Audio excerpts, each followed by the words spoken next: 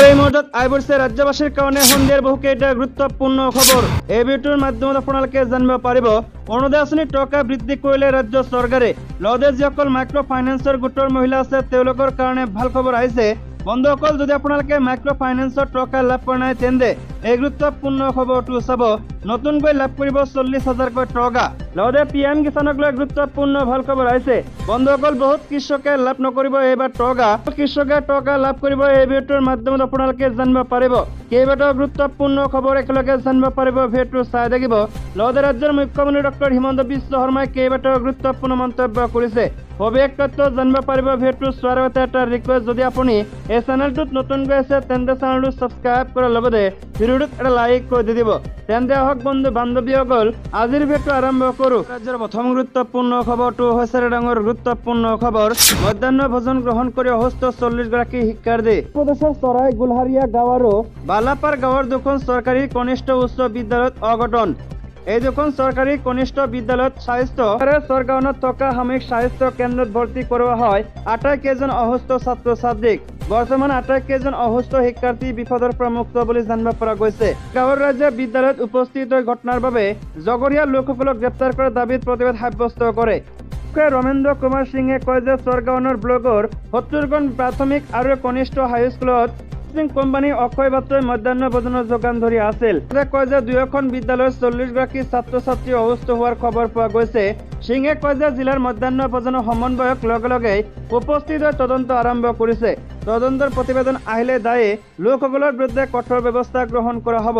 চৰাই গুলহাৰিয়াৰ বিদ্যালয়খনৰ সহকাৰী শিক্ষক সন্তোষ মিশ্ৰই নিশ্চিত কৰে যে বিদ্যালয়ৰ মধ্যাহ্ন ভোজন অক্ষয় পাত্ৰই যোগান ধৰিছিল। এবাৰে ৰাজমাহ, আলু, পাচলি, দৈ আৰু ভাত শিক্ষাৰ্থীসকলক পৰিৱেশন কৰা হৈছিল।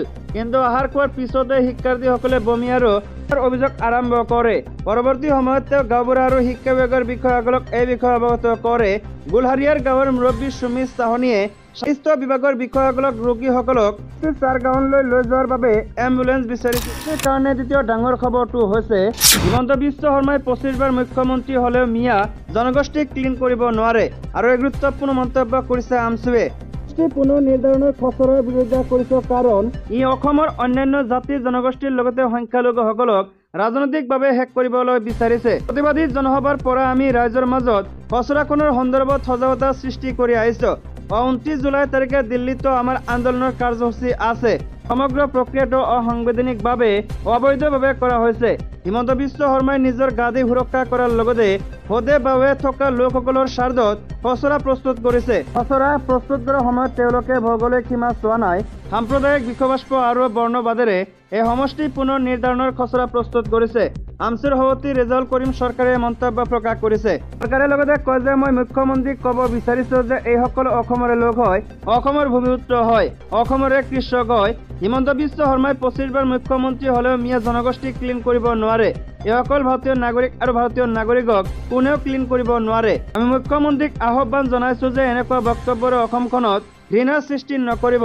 মুখ্যমন্ত্ৰীয়ে যিমানে ঘৃণাৰ দোকান খুলিব, সংখ্যালঘু লোকসকলে সিমানেই মৰমৰ দোকান খুলিব।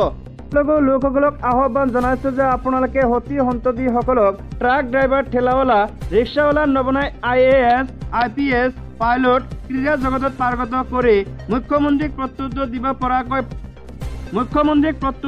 পৰাকৈ গুৱাহাটীলৈ পঠোৱাওক। কলগাছিয়া PNB বজাৰত সদৌ অসম সংখ্যালঘু ছাত্ৰ ইউনিয়নৰ কলগাছিয়া জিলা সমিতিৰ উদ্যোগত অসমৰ সমষ্টি পুনৰ নিৰ্ধাৰণৰ বিৰোধিতা কৰি এক বিশাল প্ৰতিবাদী জনসভা আয়োজন কৰা হৈছে। অসমৰ মুখ্যমন্ত্ৰী ডক্টৰ হিমন্ত বিশ্ব শৰ্মাই মন্ত্ৰী অশোক সিংহলৰ ঘৰত নিৰ্বাচন আয়োগক ব্যৱহাৰ কৰি যি খচৰা প্ৰস্তুত কৰিছে তাৰ জৰিয়তে অসমৰ সংখ্যালঘু সমাজক শেষ কৰাৰ ষড়যন্ত্ৰ কৰিছে বুলি ক্ষোভ উজাৰি সভাপতিগৰাকীয়ে। ৰাজ্যবাসীৰ কাৰণে আন এটা ডাঙৰ খবৰ হৈছে কেইবাটাও আঁচনিৰ শুভ উদ্বোধন মন্ত্ৰী ৰনোজ পেগু আৰু সাংসদ প্ৰধান বৰুৱাৰ। এবাৰে ধেমাজি জিলাত প্ৰায় 15ৰ পৰা 16টা আঁচনিৰ শুভ উদ্বোধন কৰা হৈছে।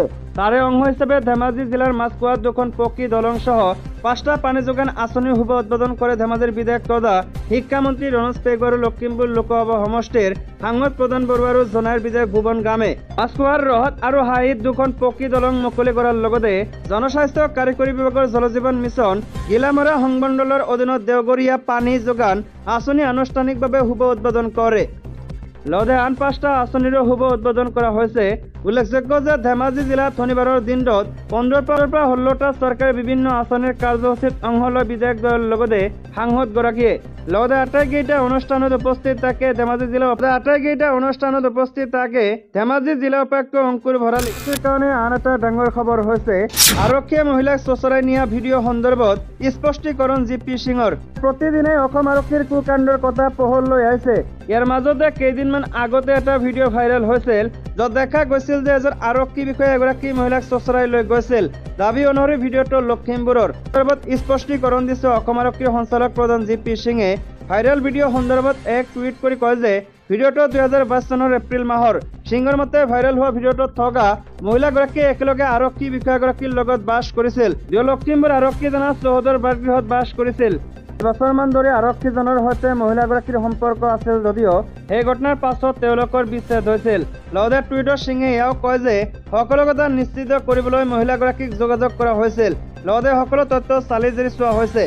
ইয়াৰ উপৰি সিঙে লখিমপুৰ এছ.পি.ক নিৰ্দেশ দি বিষয়টো সন্দৰ্ভত বিভাগীয় নিয়ম উলংঘা হৈছে নে নাই সকলো চোৱা চিতা কৰিবলৈ নিৰ্দেশ দিয়ে। লগতে ৰাজ্যবাসীৰ কাৰণে আন এটা ডাঙৰ খবৰ হৈছে আপক সমৰ্থনৰ প্ৰতিশ্ৰুতি কংগ্ৰেছৰ। অধিক শক্তিশালী হৈছে বিৰোধী ঐক্য। 2024 চনৰ লোকসভা নিৰ্বাচনৰ পূৰ্বে বিজেপিৰ নেতৃত্বাধীন কেন্দ্ৰীয় চৰকাৰৰ বিৰুদ্ধে বিৰোধী ঐক্যক উৎসাহজনক বুলি ক'ব পাৰি। প্ৰথম উদাহৰণ দিল্লীত কেন্দ্ৰৰ অধ্যাদেশ, কিয়নো ইতিমধ্যে কেন্দ্ৰৰ অধ্যাদেশৰ বিৰোধিতা কৰিবলৈ সন্মত হৈছে কংগ্ৰেছ।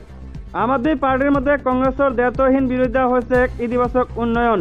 উল্লেখযোগ্য যে 18 জুলাই তাৰিখে বেংগালুৰুত অনুষ্ঠিত হ'ব বিৰোধী দলৰ বৈঠক, য'ত কংগ্ৰেছে নেতৃত্ব ল'ব। অৱশ্যে বেংগালুৰুত কেইবাটাও বিৰোধী দলৰ উপস্থিতিত হ'বলগীয়া বৈঠকত আপে গ্ৰহণ কৰিব নে নাই সেয়া এতিয়া স্পষ্ট হোৱা নাই, কিয়নো দলটোৱে পূৰ্বে ঘোষণা কৰিছিল যে যদি কংগ্ৰেছে সংসদত দিল্লী অধ্যাদেশৰ বিৰোধিতা কৰাত আপক সমৰ্থন আগবঢ়ায় তেতিয়াহে তেওঁলোকে বিৰোধী ঐক্য মঞ্চক যোগদান কৰিব।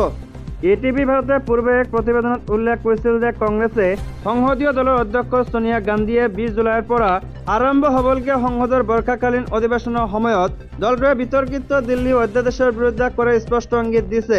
লগতে কংগ্ৰেছৰ সাধাৰণ সম্পাদক কে.চি. বেণুগোপালে কোৱা মতে দলটোৰ স্থিতি স্পষ্ট, কিয়নো ৰাজ্যপালসকলৰ জৰিয়তে বিৰোধী দলসমূহৰ দ্বাৰা শাসিত ৰাজ্যসমূহত হস্তক্ষেপ কৰাৰ কেন্দ্ৰৰ এনে যিকোনো পদক্ষেপৰ বিৰোধিতা কৰিব আৰু সংসদত দিল্লী অধ্যাদেশৰ বিধেয়ক উত্থাপন হ'লে তাক বিৰোধিতা কৰাৰ সিদ্ধান্ত লৈছে কংগ্ৰেছে। তেওঁ উল্লেখ কৰা মতে কংগ্ৰেছে দিল্লীৰ অধ্যাদেশ সমৰ্থন নকৰে।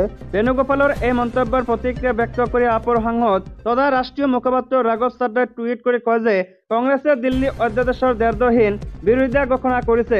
এয়া এক ইতিবাচক উন্নয়ন। এই অধ্যাদেশৰ বিষয়ত কংগ্ৰেছে নিজৰ স্থিতি স্পষ্ট কৰাৰ লগে লগে বেণুগোপালে আশা প্ৰকাশ কৰিছে যে আপে এতিয়া বেংগালুৰুত বিৰোধী দলসমূহৰ আগন্তুক বৈঠকত অংশগ্ৰহণ কৰিব। পাটনাত প্ৰথম বৈঠকত বিৰোধী দলবোৰে 2023 চনৰ লোকসভা নিৰ্বাচনত ঐক্যবদ্ধভাৱে বিজেপিৰ বিৰুদ্ধে মোকাবিলা কৰাৰ সংকল্প লৈছিল।